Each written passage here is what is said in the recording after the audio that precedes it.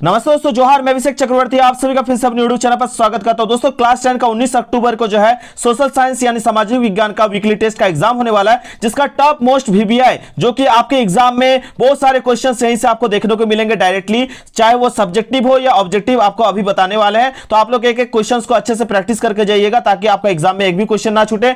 और तय मानिए यही सब क्वेश्चंस आपके फाइनल एग्जाम में इस टाइप के क्वेश्चंस ही देखने को मिलेंगे। तो एक एक क्वेश्चन को आप लोग नोट करते चलिएगा। तो चलिए दोस्तों, बिना किसी देरी के वीडियो को स्टार्ट करते हैं। चैनल पर तो चैनल को जरूर सब्सक्राइब कर लीजिएगा ताकि आगे की वीडियोस की नोटिफिकेशन सबसे पहले आपको मिल पाए। और जल्दी जल्दी इस वीडियो को शेयर कर दीजिए और सब्सक्राइब कर लीजिए चैनल को। पहला क्वेश्चन दोस्तों देख सकते हैं क्या पूछा गया। क्वेश्चन नंबर 1 में देख सकते हैं यहां पे रेंडर पिस्ट क्या है। तो रेंडर पिस्ट जो है दोस्तों पशुओं में होने वाली एक खतरनाक बीमारी है। ये जो है रेंडर पिस्ट क्या है, पशुओं में होने वाला एक खतरनाक बीमारी, इसको नोट कर लीजिएगा। रेंडर पिस्ट क्या है, पशुओं में होने वाला एक खतरनाक बीमारी है जो 1890 के दशक में अफ्रीका के महाद्वीप में फैल गई, जिससे अफ्रीका में हजारों पशुओं की क्या हो गई थी, मौत हो गई थी और वहां के लोगों के आजीविका पर गहरा प्रभाव पड़ा था। तो अगर शॉर्ट में पूछा जाएगा कि रेंडर पिस्ट, तो उसके बारे में बताइएगा। ये पशुओं में होने वाला एक खतरनाक बीमारी था जो 1890 में हुआ था। ठीक है, याद रखिएगा इस चीज को। ठीक है, तो ये जानवरों पे जो है, पशुओं पे जो है होने वाला एक बीमारी है रेंडर पिस्ट। चलिए आगे क्वेश्चन देखते हैं क्या पूछा जा रहा है, नोट करते चलिएगा।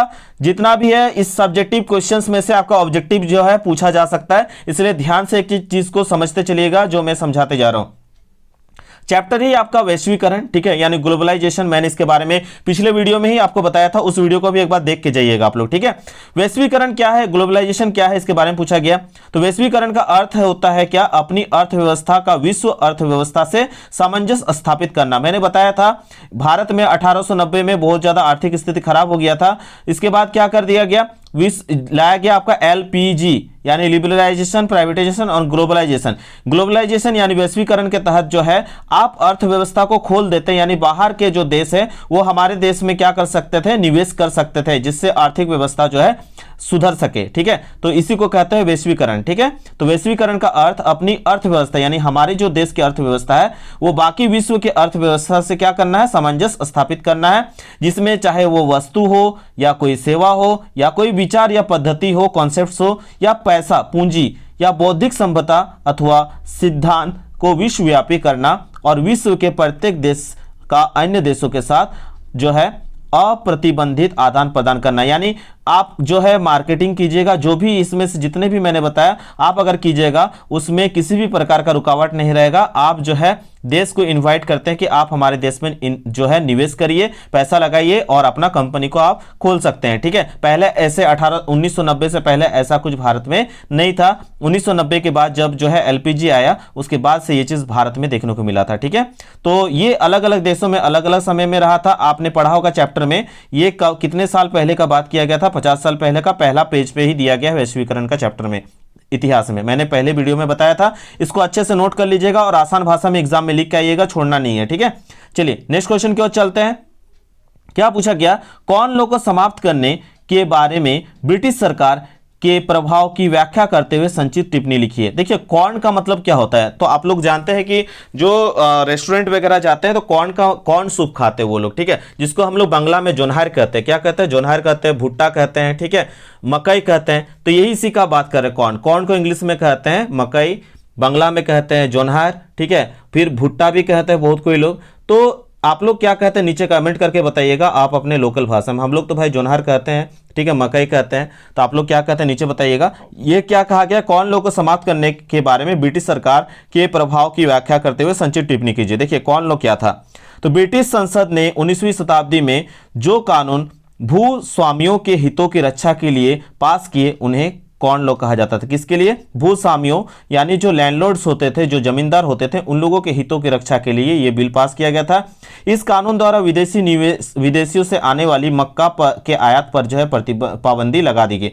यानी जो विदेश से आ रहा था जो मक्का, ठीक है, जिसके वजह से भारत के जो जमींदार हैं उन लोगों को काफी ज्यादा दिक्कत हो रहा था, इस पर क्या कर दिया गया, बैन लगा दिया गया। इसके क्या कर दिया गया, बैन लगा दिया गया। ठीक है, तो किस पर बैन लगाया गया, कॉर्न पर बैन लगाया। किस पर, कॉर्न। और कॉर्न का मतलब ही क्या होता है, मकई। कॉर्न का मतलब ही क्या होता है, मकई, याद रखिएगा। तो कौन लोग किससे संबंधित है, मकई को जो है मकई के आयात पर पाबंदी लगाया गया था। किसके हितों को ध्यान में रखते हुए, भूस्वामियों के हितों को ध्यान में रखते हुए जो है मकई को जो है क्या किया गया था, विदेशों से आयात पर पाबंदी लगाया गया था। इसको याद रखिएगा, ठीक है। और आगे क्या लिखा गया देखिए, परिणाम स्वरूप खाद्य पदार्थों को ऊंची कीमत पर परेशान लोगों ने हाहाकार मचा दी। ब्रिटिश सरकार ने कॉर्न लॉ को फौरन समाप्त कर दिया, ठीक है। इसको जो है कॉर्न लॉ को बाद में जाके समाप्त भी कर दिया गया था। तो कॉर्न लॉ किसके आयात पर प्रतिबंधित करने का बात करता है दोस्तों, तो याद रखिएगा मक्का, क्या, मक्का के आयात पर। इसी को हम कहते हैं मकई भी कहते हैं, भुट्टा भी कहते हैं, जोनाहर भी कहते हैं, ठीक है। आप लोग क्या कहते हैं नीचे कमेंट करके बताइएगा।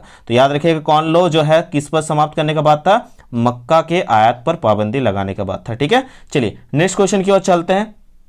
अपने शब्द में लिखना, बस समझते जाइए और अपने शब्द में लिखते चलिए, कॉन्सेप्ट्स क्लियर होना चाहिए। अगर आप लोग चाहते हैं कि मैं चैप्टर बाय चैप्टर पढ़ाऊं तो आपका तो एक भी क्वेश्चन छूटेगा नहीं, मैं ये दावा कर सकता हूं, ठीक है।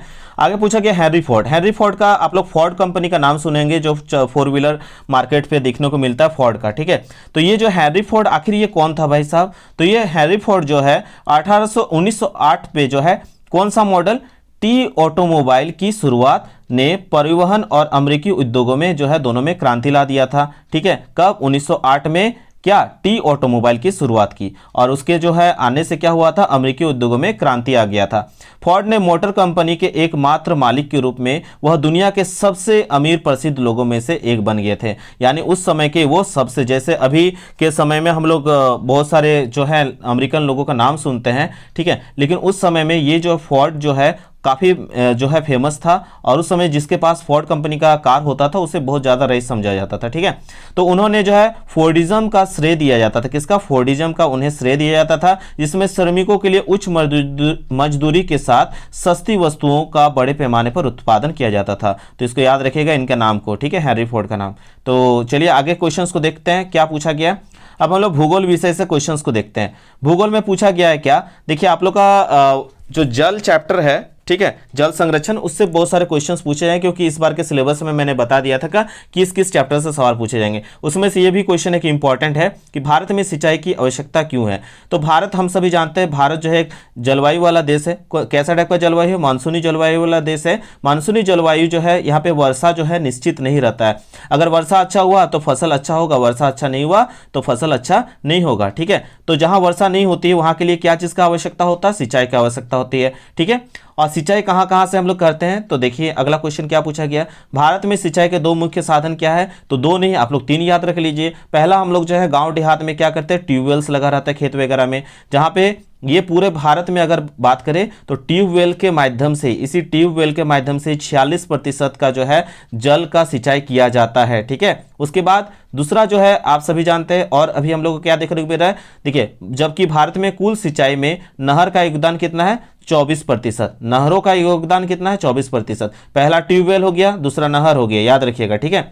और बहुत कम मात्रा में जो है आप अगर गांव देहात में रहते हैं तो देखते हैं हम लोग कि यहाँ पे तालाब है, और तालाब के बगल अगल बगल में खेत वगैरह होगा, तो उससे जो है पानी का काम जो है निपटाने का किससे किया जाता है, तालाब के माध्यम से किया जाता है, ठीक है। तो देखिए तालाबों में भारत की कुल सिंचाई का केवल कितना प्रतिशत है, 3% जो है तालाब से ही पूरा हो पाता है, क्योंकि तालाब पूरी डिपेंडेंट किसके ऊपर है, मानसून के ऊपर है, ठीक है। तो आपको जो है 2 पूछा गया, लेकिन मैंने यहाँ पे 3 बता दिया। पहला ट्यूबवेल, दूसरा आपका नहर, और तीसरा तालाब, ठीक है। चलिए इसको भी, डेटा को भी याद रख लीजिएगा, आंकड़ा को, ताकि देखने में अच्छा लगे और आंसर लिखने पर आपको फुल मार्क्स मिल जाए, ठीक है। अगला क्वेश्चन पूछा गया, भारत में चाय के उत्पादन के लिए भौगोलिक स्थिति का वर्णन करें। तो देखिए चाय जो है एक पेय पदार्थ है, चाहे आपका चाय का बात करें, आपका देखिएगा किताब में दिया होगा धान का बात करें तो चाय, चावल, धान, गेहूं, इन सभी के बारे में आपका जो है भूगोल किताब में लिखा गया।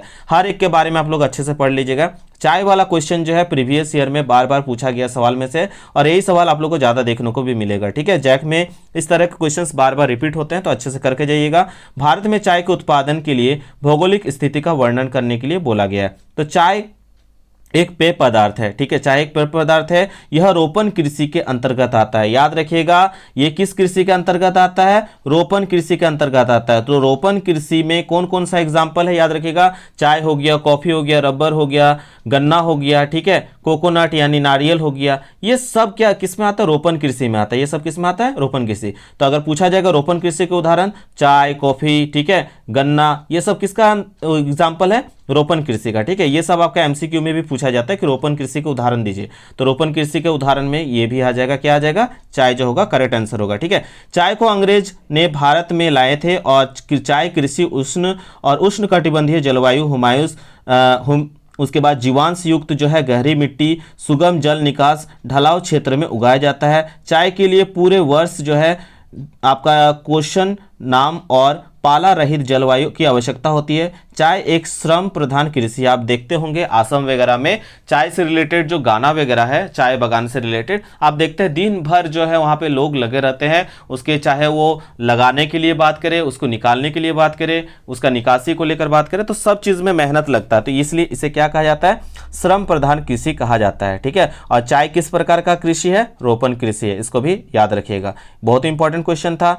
और एक क्वेश्चन पूछा जाता है कि सुनहरा रेशा किसे कहा जाता है? ठीक है, इसी चैप्टर से पूछा जाएगा सुनहरा रेशा। तो सुनहरा रेशा जो है यानी गोल्डन फाइबर किसे कहा जाता है? तो याद रखिएगा जूट को। किसे कहा जाता है? जूट को जो है गोल्डन फाइबर कहा जाता है, सुनहरा रेशा कहा जाता है, इसको भी आप लोग याद करके जाइएगा। चलिए आगे क्वेश्चन देख लेते हैं। अब हम लोग चलते हैं सिविक्स। ठीक है, नागरिक शास्त्र। नागरिक शास्त्र में क्वेश्चन पूछा जा सकता है नस्ल भेद का क्या अर्थ है? देखिए, नस्ल भेद का अर्थ होता है किसी देश अथवा समाज के नस्ल के आधार पर कुछ लोगों को नीचा या हीन समझना। यानी जब किसी देश में किसी जात का या किसी लोगों का संख्या क्या रहे, ज्यादा रहे, तो वो बाकी के लोगों को क्या देखते हैं? हीन दृष्टि से देखते हैं। ठीक है, नीचा दृष्टि से देखते हैं, तो उसे हम कहते हैं नस्ल भेद। क्या कहते हैं? उसी को नस्ल भेद कहते हैं। ठीक है, तो उससे संबंधित एक क्वेश्चन पूछा गया, आप लोग ये पढ़े होंगे नेल्सन मंडेला के बारे में कि उन्हें 28 वर्षों तक नस्ल भेद का शिकार होना पड़ा था। जब उन्होंने आंदोलन किया तो उन्हें जो है 28 वर्षों तक जो है जेल में रखा गया था, है ना, आप सभी ने पढ़ा हुआ है। तो अश्वेत शक्ति आंदोलन से क्या समझते हैं? देखिए, अश्वेत शक्ति आंदोलन जो है 1966 से 1975 तक चला था। याद रखिएगा डेट 1966 से 1975, यानी हम कह सकते हैं 1966 से लेकर 1970, कभी कभी 1980 भी दे दे तो भी करेक्ट होता है। तो लेकिन स्टार्टिंग वाला डेट याद रखिएगा 1966। ठीक है, 1966 से 1970 भी सही होता है, 1980 भी यहाँ पे सही होता है। तो जो भी ऑप्शन में रहे वो टिक लगा देना आपको, क्योंकि 1975 तक यह चला था। ठीक है, नस्लवाद को लेकर आंदोलन का रवैया ज़्यादा उग्र था। इसका मानना था कि अमेरिका में नस्लवाद मिटाने के लिए हिंसा का सहारा लेना कोई हर्ज नहीं है। इन लोगों का जो अश्वेत शक्ति आंदोलन था, इसमें क्या कहा गया था? अगर हमको हिंसा का भी सहारा लेना पड़े तो इसमें कोई हर्ज नहीं है। तो इस चीज़ को आप लोग अच्छे से याद करके जाइएगा। और ये कब तक चला था, ये डेट इंपॉर्टेंट है, याद रखिएगा 1966 से 1975। कभी कभी एग्जाम में प्रीवियस ईयर क्वेश्चन में 1975 के जगह 1970 दे दिया था, तो हड़बड़ाना नहीं है। ये जो है या तो 1970 दे तो भी सही, 1980 दे तो भी सही, क्योंकि ये 5 लिखा हुआ है, 5, 80 और 70 दोनों का जो है लगभग बराबर के अंतर्गत आता है। लेकिन स्टार्टिंग वाला डेट मैच कर लीजिएगा, 1966 होना चाहिए। ठीक है, चलिए आगे क्वेश्चन की ओर चलते हैं। क्या पूछा गया देख सकते हैं। समृद्ध समाज क्या अर्थ है? तो एक ऐसा समाज जिसमें सामुदायिक, सांस्कृतिक या जातीय विभिन्न ज्यादा गहरी नहीं होती है। ठीक है, उसे समृद्ध समाज कहते हैं। ठीक है, चलिए आगे देखते हैं क्वेश्चन क्या पूछा गया।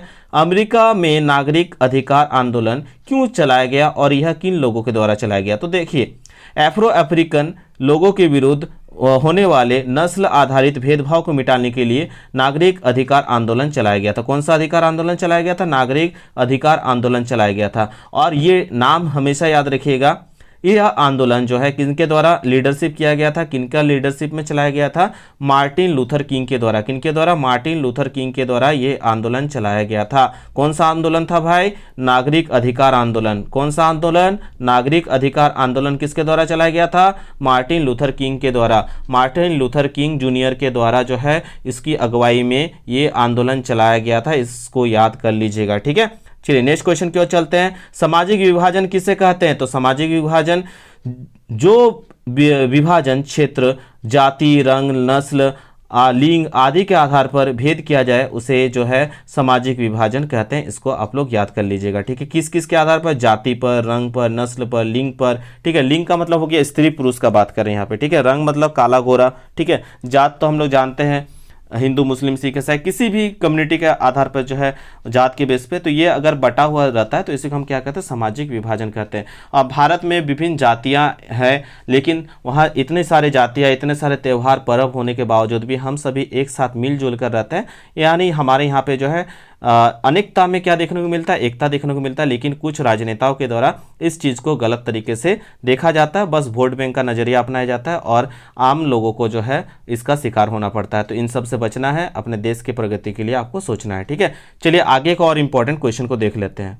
आगे देख सकते हैं दोस्तों क्या क्वेश्चन पूछा गया, सामाजिक विभाजन किसे कहते हैं। तो अभी हम लोगों ने पढ़ा कि जो विभाजन जाति, रंग, नस्ल, लिंग आदि के आधार पर भेद किया जाए उससे सामाजिक विभाजन कहते हैं। देखिए, इसमें राजनीति का भी जो है प्रभावित करने का दो कारण है। पहला याद रखिएगा, राजनीतिक जो है दल सामाजिक विभाजन की बात करते हैं, वो लोग ज़्यादातर इस चीज़ को फोकस क्यों करते हैं दोस्तों, क्योंकि विभिन्न समुदाय के लोग जो है अलग अलग चीज़ों का डिमांड करते हैं। समुदाय के उच्च प्रतिनिधित्व देने का वो क्या करते हैं, हम ही आपका लीडर है और हम ही आपके जो है मांगों को पूरा करने में सक्षम है। ठीक है, तो इसलिए जो है ये पॉइंट लिखिएगा कि क्या बोले कि राजनीतिक दल जो है सामाजिक विभाजन की बात करते हैं, वे समुदाय के अलग अलग जो है वायदे करते हैं, वादे करते हैं, विभिन्न सामाजिक प्रतिनिधित्व लीडरशिप करने का काम करते हैं और समुदाय की उचित मांगों को, जरूरत को जो है करने वाली नीतियां भी वो बनाने का वादा करते हैं या पूरा करते हैं। ठीक है, अगला दिया गया पॉइंट देखिए क्या लिखा गया यहाँ पे, अधिकांश देश में, देखिए यहाँ लिखा गया अधिकांश देशों में सामाजिक विभाजन मतभेद का प्रभावी है।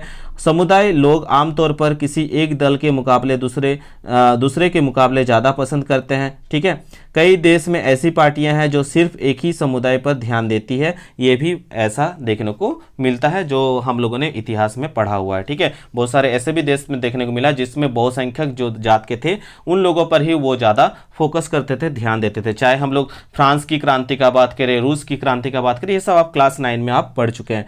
तो ये कुछ इंपॉर्टेंट क्वेश्चंस थे। क्वेश्चन के साथ साथ जो मैंने अंडरलाइन करके बार बार आपको बताया, यही सब चीज़ जो आपको बार बार क्वेश्चन में पूछा जाएगा। इस चीज को आप लोग गार्ड बांध के रख लीजिए। ठीक है, तो आप लोग के लिए क्वेश्चन है कि जल जो है नवीकरणीय संसाधन है या अनवीकरणीय संसाधन है, नीचे कमेंट करके आप बताइएगा। आशा करते हैं आप लोग को हर एक क्वेश्चन समझ में आएगा। इसको बस आप एक बार वीडियो, 1 से 2 बार वीडियो को सुन लीजिए ध्यान से और एग्जाम में अपने शब्दों में लिख के आइएगा, क्योंकि ऑब्जेक्टिव मैंने ऑलरेडी अपलोड किया। ये सब्जेक्टिव प्लस ऑब्जेक्टिव का कॉम्बिनेशन करके जो है आपको वीडियो दिया गया है, जिससे आपको काफी सारे क्वेश्चंस जो एग्जाम में डायरेक्टली यहीं से देखने को मिलेंगे। तो अगर वीडियो पसंद आया तो बिल्कुल लाइक एंड कमेंट करना ना भूलें। एग्जाम दे के आके बताइएगा कि आपका एग्जाम कैसा गया। तो अगर अच्छा जाता हो तो प्लीज इस चैनल के साथ बने रहिएगा, क्योंकि हम इसके बाद जो है लाइव क्लासेस लेने वाले हैं। मुझे ज्यादा से ज्यादा 100 स्टूडेंट्स चाहिए जो कि लगातार जो है क्लास के साथ जुड़कर अच्छे से तैयारी कर सके। तो आशा करते हैं दोस्तों आज का वीडियो आप सबको पसंद आया। अगर पसंद आया तो बिल्कुल लाइक एंड कमेंट करना ना भूलें। अभी तक आपने इंस्टाग्राम में फॉलो नहीं किया तो वहां पे फॉलो कर लीजिएगा, ताकि आप हमसे डायरेक्ट सवाल पूछ सकते हैं। टेलीग्राम ग्रुप और व्हाट्सएप ग्रुप पे ज्वाइन नहीं किया तो वहां पे भी ज्वाइन कर जाइएगा। मिलते हैं दोस्तों एक नए वीडियो में, तब तक के लिए दोस्तों धन्यवाद। जय हिंद, वंदे मातरम।